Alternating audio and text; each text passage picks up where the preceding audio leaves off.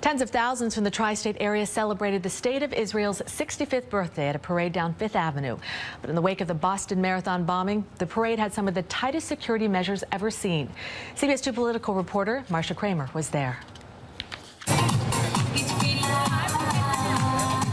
High spirits on Fifth Avenue today at the 2013 Celebrate Israel parade, though avoiding a possible terrorist attack was heavy on the minds of city officials. Security at the parade was intense, the NYPD taking no chances that anything could happen.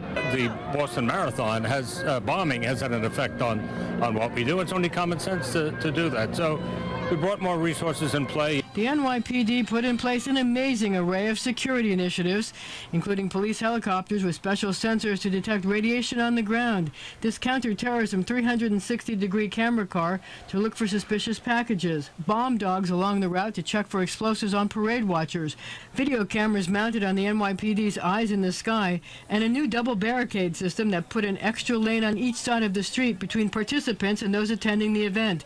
The new chasm made it near impossible for politicians to do the Grab Hands Act with parade goers, and lots of extra cops in uniform and plain clothes. We live in a dangerous world. Sadly, there have been some tragedies. There are people who aren't happy with the way the world's changing, don't want to let you have your rights. After 12 years in office, it was Mayor Bloomberg's last Israel Day parade, but there was no shortage of people who want the job, both at the parade and at an earlier breakfast sponsored by the Metropolitan Council on Jewish Poverty.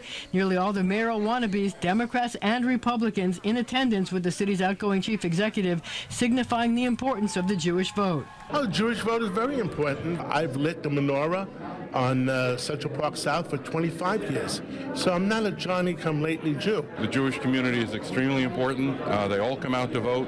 They all make their voices known. On the Democratic side, there was Council Speaker Christine Quinn, Public Advocate Bill de Blasio, and former Controller William Thompson, among others. But for the most part, they were content to march down the avenue. Not so Anthony Weiner.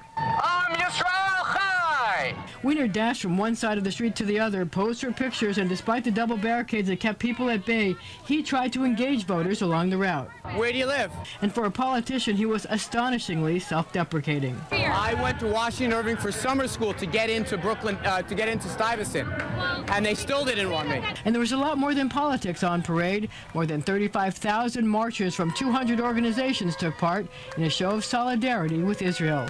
In Manhattan, I'm Marcia Kramer, CBS 2 News.